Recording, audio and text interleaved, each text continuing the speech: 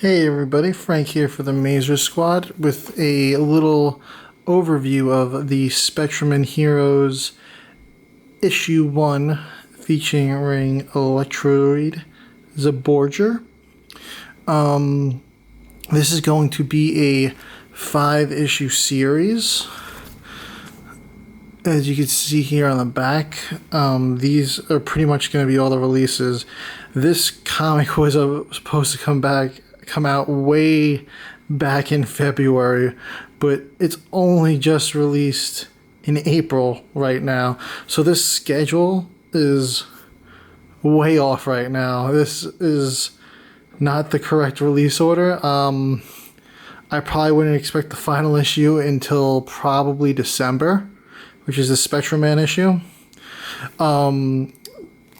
I honestly have never watched any of the original series for this yet. These are all Toku Henshin style series. So we're going to have Lion Mars, the next one up, Hayuman, Tiger 7, and the titular character of this run is Spectreman. I have a convention bootleg of the Spectreman series. I haven't watched it yet. I really hope they make it legitimately available here in the States. But this series is being put out by Antarctic Press. They're, I guess, a newer company. I honestly have never heard of them until this series came on my radar. This is the B cover for issue 1. The art is by the very popular kaiju artist Matt Frank. He's one of my personal favorites. So I had to get the B cover. And it's pretty much, it looks like these are gonna be all the characters, I assume, for the series. You got Spectreman here in the middle, Zaborger here. I'm assuming this is Lion Maru, and this is, who's the other one? Tiger 7. And I'm assuming he has something to do with Hayuman.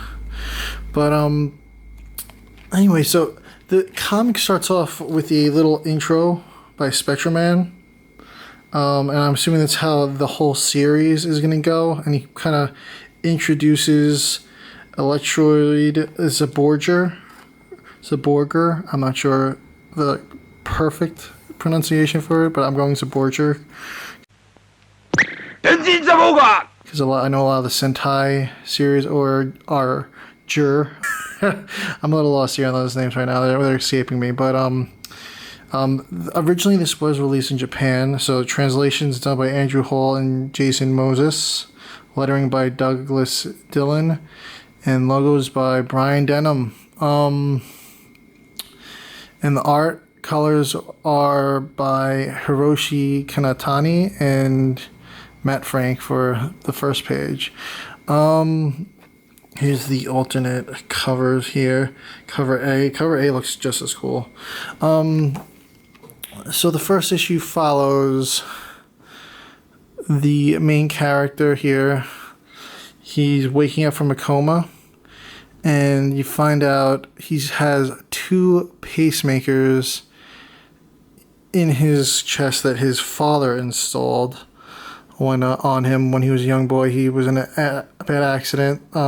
Police detective Yutaka Damon. He comes back to life, and the police chief kind of guides him to a secret lab where he finds the Zaborger robot.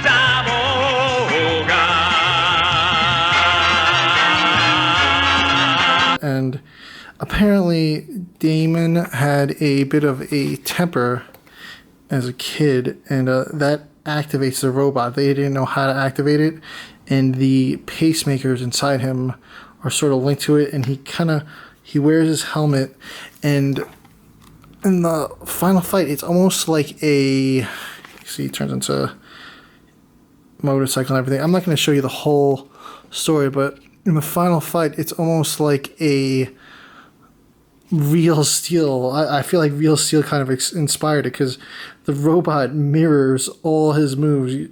As you can see there, he does a kick here, robot does a kick. He does a block, robot does a block. It's a really cool comic, nice art, nice story.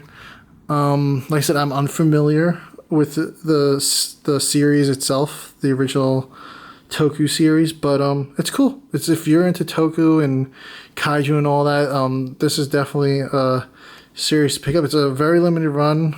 It's gonna be, like I said, 5 issues. So be on the lookout. I picked this up from Graham Cracker Comics. They seem to have all of them. They've been my go-to lately for comics. I also usually go to Things from Another World, but they didn't have the first issue for this available, and they did have issue 2 and 3, but I haven't seen anything on 4 and 5 yet. But if you want, just take a look online, take a look around, Spectreman Heroes, check it out. Definitely worth a look.